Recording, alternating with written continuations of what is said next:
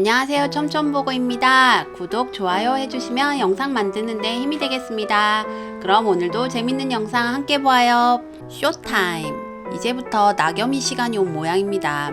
지난주부터 슬슬 움직이기 시작하던 나겸이의 이야기들이 선공개까지 이어졌는데요. 숨어있던 퍼즐은 결국 나겸이를 통해 드러날 듯 보입니다. 선공개 영상은 그동안 숱하게 우리에게 보여줬던 영상인데 정우가 느닷없이 소리 질렀던 이유가 있었네요. 나겸이는 원래 정우 무리의 일행이 아니었죠. 선생님께서 오총사인가? 라고 말씀하실 때에도 정우와 민수, 병무, 건우 그리고 보영이가 오총사였습니다. 그런데 정우네 2층 집에 다은이가 이사오고 다은이를 통해서 덕미는 친구들과 함께 놀게 되었는데요. 그렇다면 덕미는 그동안 무리에 끼이고 싶었을 것입니다. 그런 계기를 다은이가 만들어준 것이었죠. 이 이야기는 나겸이가 정우와 함께 병원에서 식사할 때 다은이 덕에 너희와 친해졌다라고 이야기했었습니다. 그리고 정우가 수능날 이야기하는 것을 보면 덕미는 공부를 못하지는 않은 것 같습니다. 덕미와 건우, 정우를 제외하고 시험을 모두 망쳤다고 했으니까요. 덕미는 수능이 끝나고 정우와 함께 서울에 가게 되면 다른 친구들 없이 혼자 정우를 차지할 수도 있겠다 싶은 생각에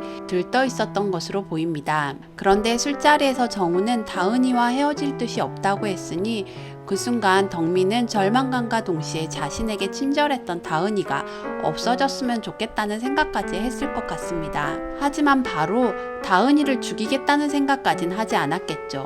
일반 사람이 그러기는 쉬운 일이 아니니까요. 다만 정우가 안타깝고 그런 마음에 다은이를 창고에서 만나자고 했을 것 같습니다. 그렇게 창고에 가게 되었을 때가 마침 보영이가 트랙터에 머리를 부딪힌 직후인 듯 싶습니다. 상황 판단이 빠른 덕미는 친구들을 도와주는 쪽으로 상황을 정리한 것으로 보입니다. 그리고 정신없는 아이들에게 수습할 방법을 알려줬을 것입니다. 아이들의 아버지들은 덕미가 시키는 대로 삽 2자루를 들고 산으로 향하던 중 차에 기름이 부족하니 인근 초등학교에 보영이를 유기한 듯 싶습니다. 그러는 사이 형부탁은 건우와 아이들의 알리바이를 만들어주기 위해 건우 집으로 가서 아이들이 술을 마시고 있었던 모양을 갖추어 주었을 것입니다. 덕미는 창고에 남아서 혈흔을 닦으며 뒷수습을 한 것 같습니다. 그리고 다은이가 도착할 시간이 되었는데 다은이가 박형식과 함께 창고에 들어온 것이죠. 다은이가 창고에 들어오던 장면을 수호가 회상할 때 다은이는 분명 누군가와 함께 문에 들어오는 듯한 모습이었는데요.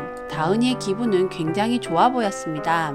한 손에 쇼핑백이 들려 있었던 것으로 보아 박형식에게 받은 선물로 추측됩니다. 박형식은 다은이에게 함께 멀리 가서 살자고 제안했을 것으로 추측됩니다. 박형식은 예영실의 남편이 아닌 꼭두각시처럼 살아가는 게 싫었을 것이고 예영실이 없는 먼 곳에서 다은이와 살고 싶었던 것 같습니다. 박형식이 소포 상자에서 뜯어본 반지 모양으로 보았을 때 흔히 프로포즈용으로 사용하는 반지였는데요. 장소가 적절하진 않지만 프로포즈를 하게 되었고 다은이는 그냥 선물 받은 게 좋은 거지 박형식과 결혼까지 할 생각이 없었기에 거절했을 것으로 보입니다. 프로포즈를 거절받자 여태까지 선물만 받아온 다은이에게 순간 화가 난 박형식은 다은이의 목을 조른 것으로 보입니다. 수호 그림을 보면 다은이의 목을 조른 사람이 있고 그 뒤에 후드티를 입고 있는 덕미가 있는데요. 덕미 손에 파랑색 병을 들고 서 있는 것으로 보아 보영이의 혈흔을 락스로 제거하다가 소리를 듣고 현장으로 간 덕미가 그들 뒤에서 지켜보고 있었던 것 같습니다.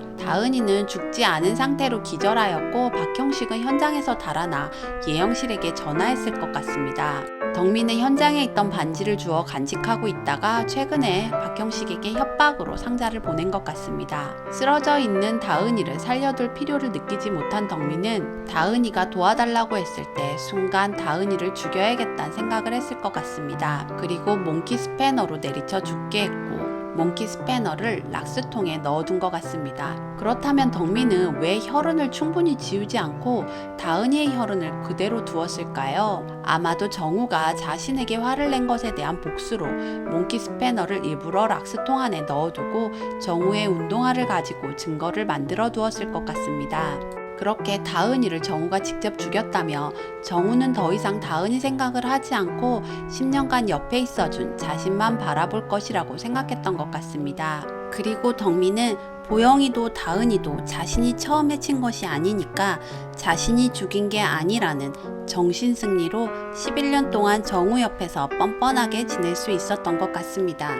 그렇게 다은이의 죽음의 현장에 덕미가 있었을 수도 있다는 이야기를 병무도 민수도 그들의 아버지들도 할 수 없었을 테지요. 그것을 말하게 되면 그들이 왜 거기 있었는지도 말해야 했으니까요. 마지막 의문은 다은이의 시신인데요. 원작대로라면 다은이가 수호의 하우스에 미라로 있어야 하는데 원작대로 갈지 다른 단서가 나올지 기다려집니다. 그럼 정우의 차가 왜 창고에 있었는지 이야기는 다음 영상에서 말씀드릴게요.